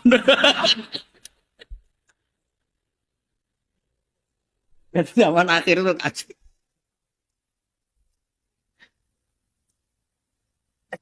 Ya di semua daerah gitu ya sama Pak Rektor ya. Kalau ada teman biasanya nggak sopan kok sopan. Itu temannya curiga. Ini Pak Rektor UI ikut kasih. Kok tumben sopan, ada apa ya? Karena di mana-mana orang butuh itu pasti beretika. Kamu punya teman paling berdua. Kalau mau utang berakhlak gak? Atau misalnya kamu punya adik cantik terus punya teman berdua. Kalau cinta adik kamu berakhlak gak? Biasanya nggak sama sekali gak berakhlak. Gara-gara butuh menjadi berakhlak. Ya jadi hukum sosial itu ya kuncinya 3 tadi. Ahsin man syi'ta takun amira. Wastahni amman syi'ta takun nadhira. Terus wahtas ila man syi'ta takun asira. Kalau kamu butuh seseorang pasti kamu dibikin hina. Asir itu tawanan. Nah, Quran itu bicara sosial itu lengkap. Dan itu yang nunggui kita. Kita punya tetangga yang kurang baik, ya seneng. Punya tetangga baik, ya seneng. Kata Imam Syafi'i, saya berkali-kali cerita. Kok seneng semua Imam Syafi'i? Ya bagus lah. Kalau yang seneng saya enak lah. Dijak jagongan, dijak ngopi enak. Yang nggak seneng saya, gak ngarah utang. Uang itu nak, kamu punya tetangga gak seneng kamu. Aman kan? Aman. Gak akan pinjem uang kan? Pinjem mobil. Uang gak seneng kok. Makanya Imam Syafi'i itu kalau ngedikan luar Syafi'i, diceritain orang. Ya Aba Abdillah bagiannya. Ya Aba Abdillah orang itu gak seneng kau. Bagus lah. Loh kenapa bagus? Waman asa'a ilaika faqad atlakoka. Orang yang nggak seneng kamu maka membebaskan kamu. Nggak akan pinjam uang, pinjam mobil, nggak akan ganggu waktu kamu kan nggak seneng. Justru yang seneng-senengi masalah pinjam terus. Imam Syafi'i itu orang yang anggap dunia itu selesai. Ada yang cerita, ya Aba Abdillah, orang yang tadi cium tangan engkau, yang hormat engkau di luar maki-maki engkau, ngerasain engkau, ngata-ngatain engkau. Ya bagus lah. Kok bagus gimana? Berarti saya wibawa, depan saya tidak berani. Berarti saya wibawa, di depan saya tidak berani. Berarti itu makomnya sudah kulillah, sumadarhum fi khawdihim, ya labun, sudah dunia itu selesai, sudah agak penting semua. Nah, itu kalau kamu anak-anak bagi ahli Quran sudah ayatnya qulillah sumadarhum fi khawdihim yal'abun sudah lihat Allah saja gak penting makhluk-makhluk itu. Udah makhluk semua gak penting, sepenting Allah. Nah, kita ini ditunggoni mukjizat seperti itu. Bayangkan misalnya kita ditunggoni tongkatnya Nabi Musa. Saya ngajar di sini terus ini tongkat. Terus nanti yang tanya, Gus itu kayu apa Gus? Nanti yang kolektor tanya itu harganya berapa Gus? Ruwet apa? Terus yang ahli suudon itu asli gak Gus? Wah. Yang ahli suudon kan mesti tanyanya gitu, itu asli enggak Gus? Repot-repot pokoknya.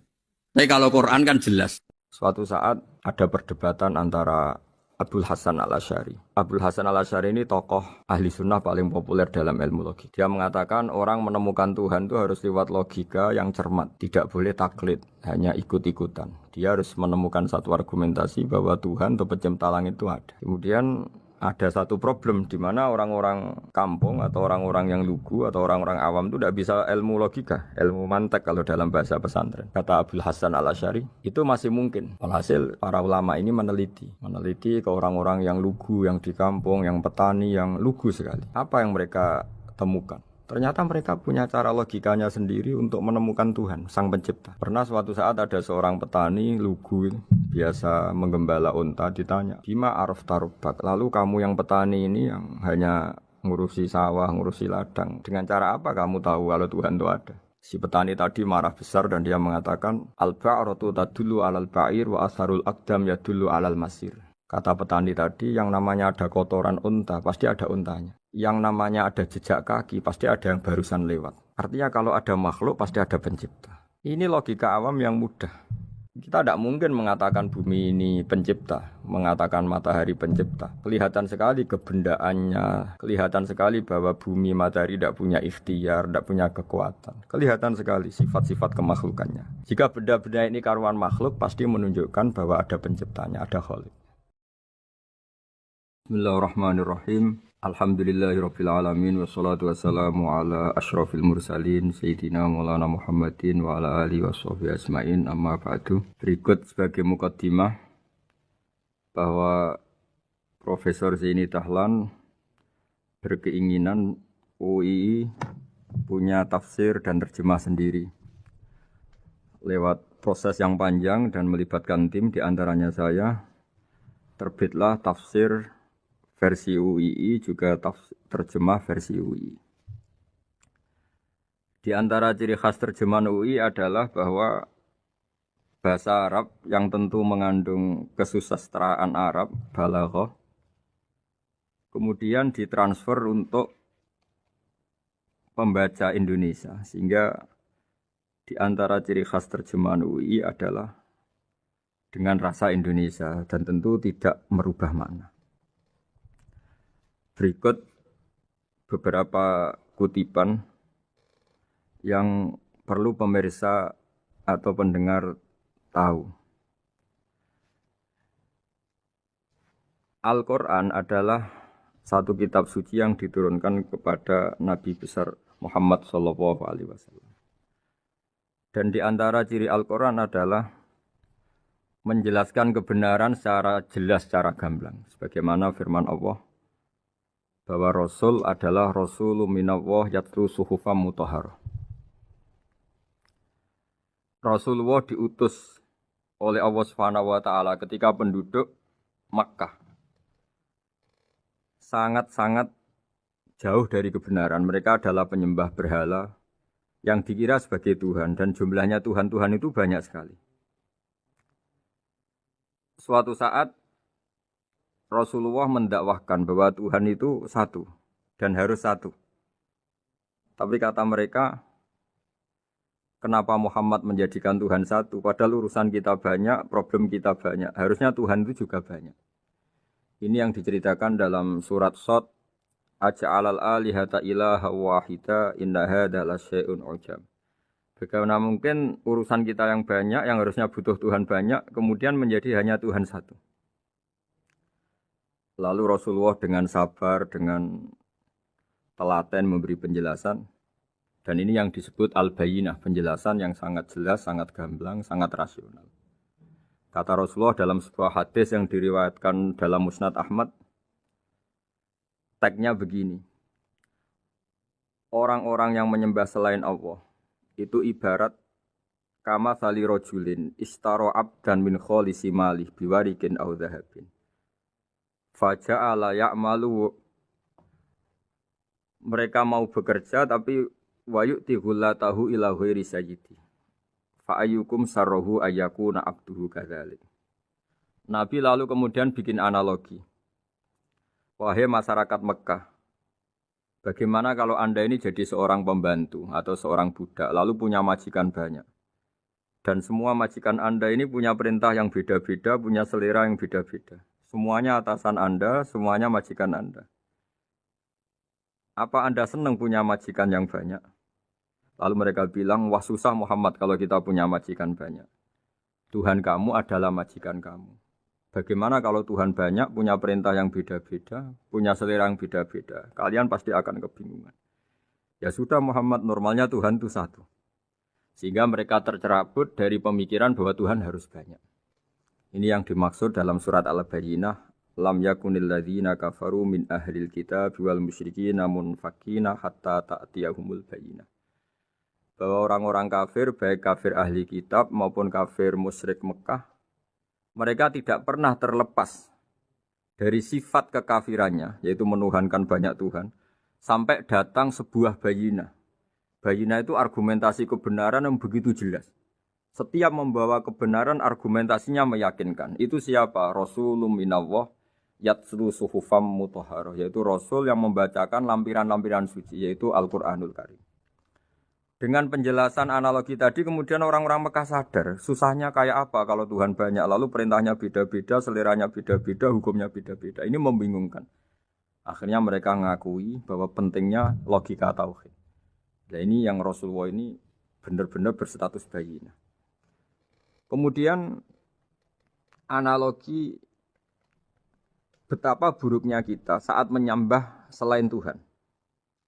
Lalu Rasulullah mencontohkan sebagaimana yang saya kutip tadi dari Musnad Ahmad. Misalnya Anda punya pembantu atau zaman dulu budak. Anda beli dari harta kamu, dari uang kamu. Kemudian budak ini kerja. Yang ngasih makan kamu, yang fasilitasi kamu, toko milik kamu, semua milik kamu. Kemudian dia kerja dan hasil dari kerjanya dia dikasihkan ke orang lain. Kamu senang tidak punya budak yang seperti itu, kata Rasulullah. Wah kita semua tidak senang Muhammad. Sama seperti itu. Kamu adalah bisa makan rezeki dari Allah. Kamu nempat di buminya Allah. Kamu minum dari air yang dibikin Allah. Kemudian Anda menyembah selain Allah. Itu aneh apa enggak? Menyembah zat yang tidak memberi rezeki kamu, yang tidak bikin bumi untuk kamu, yang tidak bikin langit untuk kamu, yang tidak bikin fasilitas air untuk kamu. Aneh enggak? Semenjak itu mereka berpikir betapa buruknya mereka menyembah berhala, menyembah arca, menyembah Yesus, menyembah macam-macam. Nah ini yang disebut Rasulullah adalah orang yang benar-benar bayinah. Ketika melontarkan kebenaran, benar-benar jelas sehingga diterima secara akal yang sehat. Karena semua akal yang sehat akan menerima agama ini disebut fitratallahi fatarna salihah. Bahwa agama ini agama fitrah. Orang yang normal, yang cara berpikir normal pasti menerima agama ini.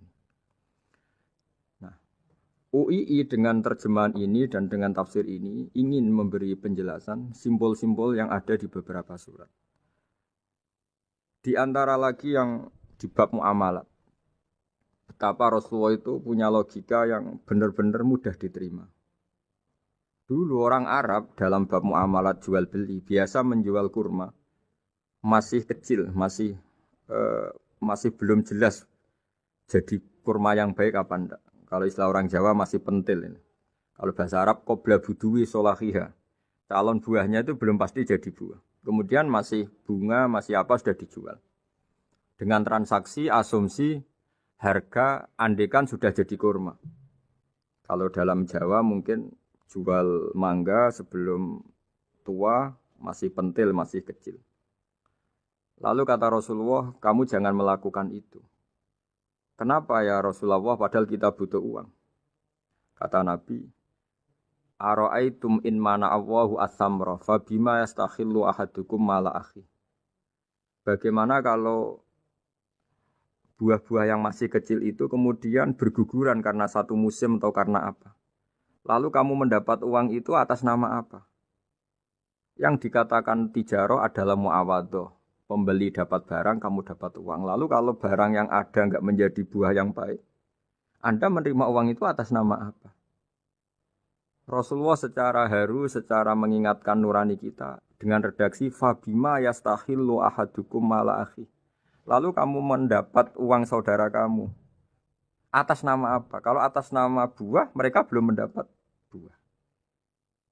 Akhirnya ada kesadaran bersama bahwa sebaiknya kita menjual sesuatu itu yang pembeli ya dapat barangnya, yaitu dalam konteks ini buah yang sudah layak dijual, kita dapat uangnya. Ini lagi-lagi Rasulullah al-Bayyinah sekali memberi penjelasan begitu jelas. Ketiga misalnya di bab jinayat, di bab hukum pidana. Rasulullah kalau bikin logika itu begitu jelas, mudah diterima. Misalnya begini, suatu saat Rasulullah bersabda, Al-qatil wal maktul finnar. Orang yang membunuh dan yang dibunuh sama-sama di neraka. Tentu dalam konteks saling bunuh yang dalam kedzaliman. Lalu sahabat janggal.